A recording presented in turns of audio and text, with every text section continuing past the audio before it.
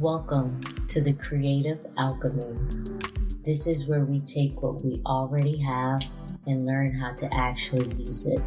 Not perfectly, but honestly, through creativity, through reflection, through real experience. I'm your host, Gemini. Let's begin this journey through self.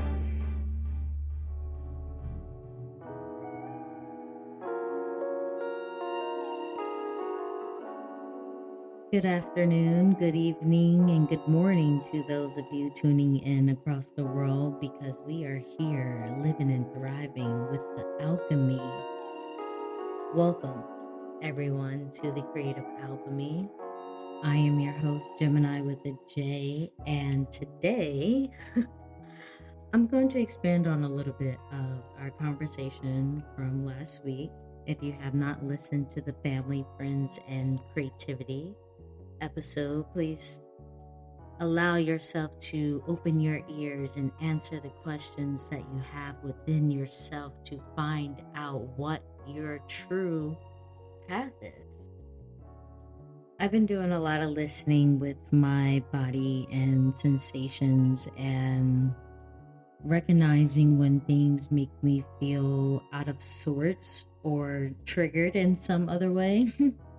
I had to listen to Janae Triggered like twice today. That is one of the most beautiful mantra songs I have ever heard to allow yourself to free your mind and to go into a place of release. Thank you, Janae. But there are moments where your family and friends can also do the same for you if it's not anything outside of this world. They're the ones that are close to us. They're the ones that somehow find a way to embark themselves into small things that annoy you, small things that kind of bring you to a space you don't want to go. And how I created a boundary with that, I'm still learning. I'm still figuring that out. But there was one particular moment. So my brother came to visit me. Yay. No one comes to visit me. My home is a very sacred space, and I have built it up to create the energy that I want to continue to manifest in this world. So I invited my brother. I opened my arms. I welcomed my home. I let him see all my new things. Like I've been transforming and leveling up in life.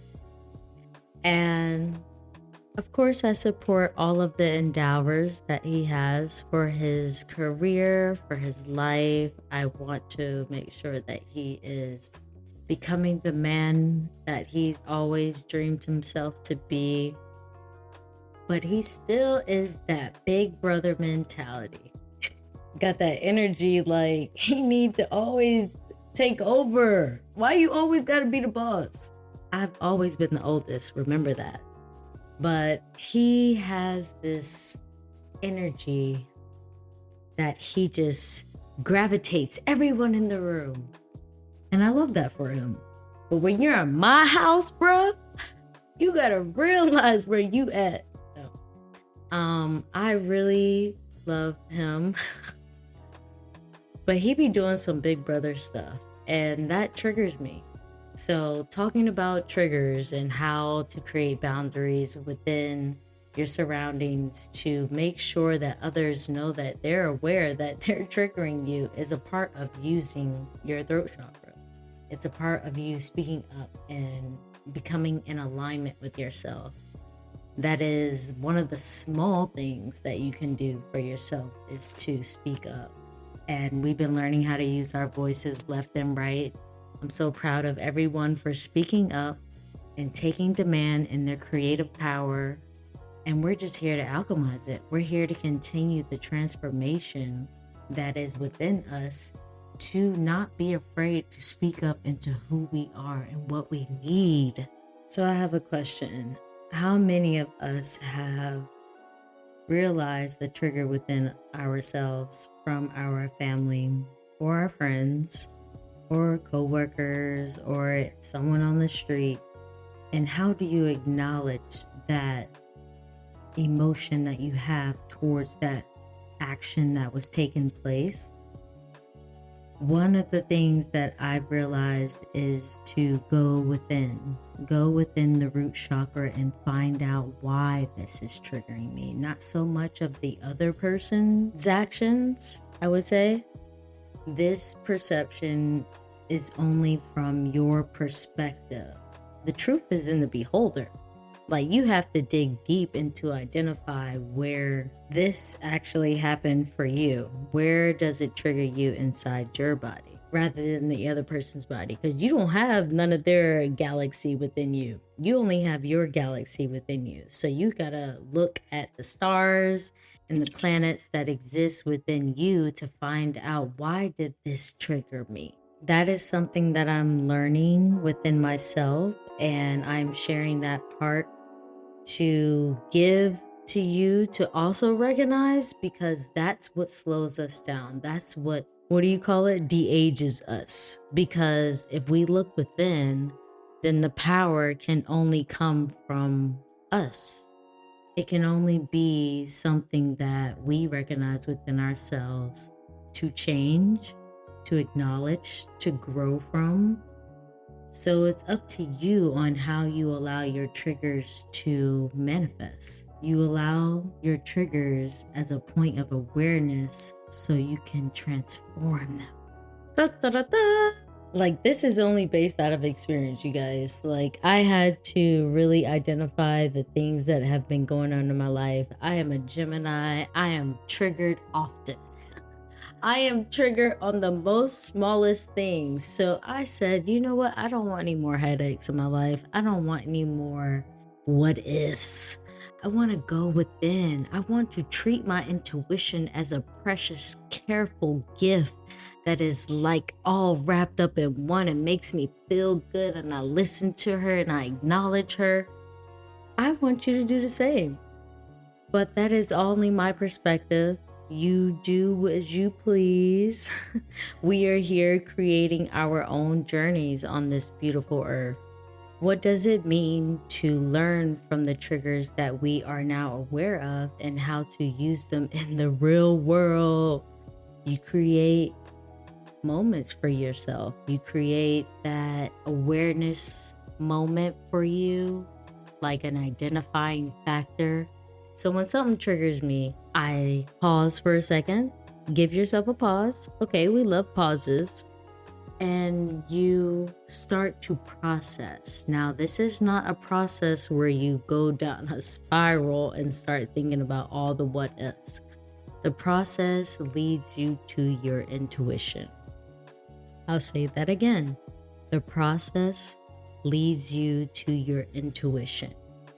Digging deep into what moment in your life. This also is great for when you're journaling and you remember what you wrote, kind of, sort of.